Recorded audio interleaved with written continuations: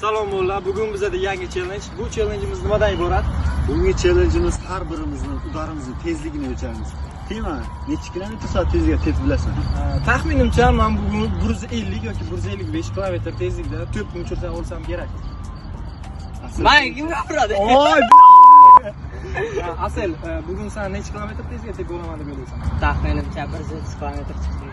Oh my god. Buni amalda ko'ramiz.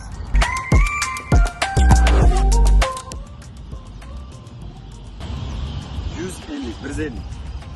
Kami 150 bölüşke ko'ramiz. Nechi bu?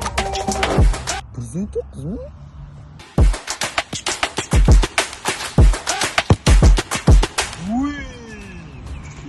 Kamida 150 ga 115. Ko'ramiz. 158. Birinchisi.